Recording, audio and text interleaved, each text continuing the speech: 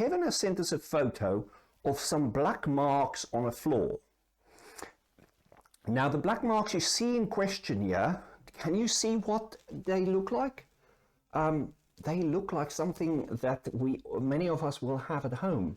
Let me show that to you again and see if you can notice what that is. Look there, can you see the pattern? That's correct, yes, that's right. The dog brought those marks into the home, and that's on a wooden floor that's been oiled. And you can see the footprints all over the floor. So Kevin reached out to us and he said, hey, what's going on here? Can you help me with this? Let's have a look at this question. It's an engineered floor, installed October, has a hard wax oil finish, and they can't remove the paw prints, soil from the dog. My feeling is they've gone cleaned, scrubbed through the oil, and the soil has gone into the wood. What do you think? So let's help Kevin out here. What we have here is a chemical reaction you would not believe. This time of year is the time when you're going to get the lawn looked at. It's a great time of the year to make sure that we address the moss, and that's what I actually do at home. I've done, and I ordered some product in, and that's what also made this such a coincidence that this question just came in time. Let me show you what I'm talking about. So I have something here that we all will probably get to make sure we look after the lawn. So what I have here is some fertilizer, and this fertilizer also deal with a moss issue. So iron oxide is the way to deal with moss, so that kills off the moss. Now I also have a little pack here of iron oxide. Let me show you that. This is iron oxide, so this product is mixed in, of course, worked into this fertilizer, and we spread that on the lawn. Now, what would happen is you spread this on the lawn because you want the lawn to look good for the summer months ahead, and before you know it, it rains and that product starts doing its job. So what I've got here to show you what would happen is I've got some iron oxide in this water mix, and I have got a cloth, and what we'll do is we'll pretend the dog has just walked into the home.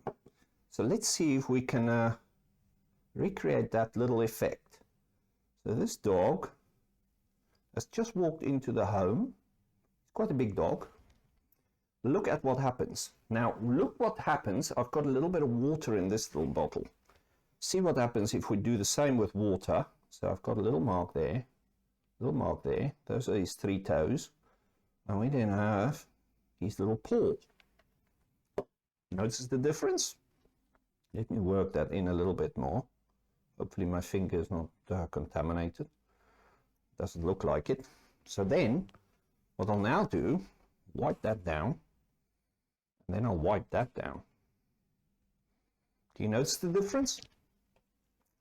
You can see there that one has left a very dark mark. The other one, that's just a wet paw print with no fertilizer on the lawn. It's actually now just a wet patch. But you can clearly see where that dog has put his paw. I have also created another big sample, which I've done this morning. So I've applied it to that half of the plank, and I've not applied it to that half of the plank. Actually, I did touch it in the side there. So that's what happens there. So if you look over at the photos again, and you look closely, do you notice those black marks? Looks very similar to this or to that. And this is why you'll see those marks on the floor, because you've got a beautiful wooden floor. You've just fertilized the lawn, thinking, you know what, I'm dealing with the moss. My lawn is going to look beautiful this summer. It rains, the dog goes outside, run on the lawn, run into the house. Before you know it, there's some black marks that somehow don't come off the floor.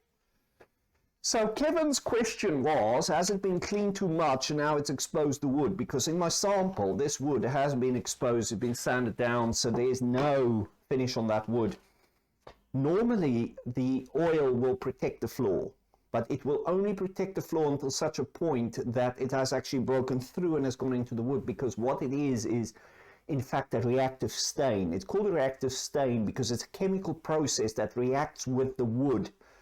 and it's causing that tanning to turn out to be a black finish. And now that it's had a bit of time, I mean, let me show you what it now looks like. You can see it goes, this has gone quite dark, and then that patch has also gone quite dark because I had a little bit of contamination on my finger. So that's what happens there. And what would happen is your floor is well protected, but over time, as it wears down, that's when the dog comes running in with these wet feet and leaves those marks on the floor. So what can you do now is the question.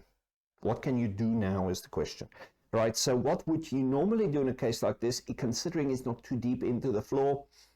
You would sand that floor back very carefully. If it has been oiled and it's penetrating oil, then luckily that would not be too difficult to restore. If it has been a lacquered finish and the lacquer is worn away, or it's a topical finish, in my video last week I talked about the differences between a topical finish and a penetrating oil. Then unfortunately, if it's a topical finish, then you would need to sand it fully back, and then you need to refinish the whole floor, because you can't just do a patch repair as such. But if it's a penetrating oil, then you can, but usually the dog would of course run through the whole kitchen, unfortunately, unless you're lucky and it's only one area and you can stop on a board. So Kevin, thank you very much for your question there. I would say that if you're going to apply the fertilizer to the lawn, then make sure that you consider that the dog might run in, so keep him out, or him or her out, in case that would happen. So Kevin, thank you very much for your question there.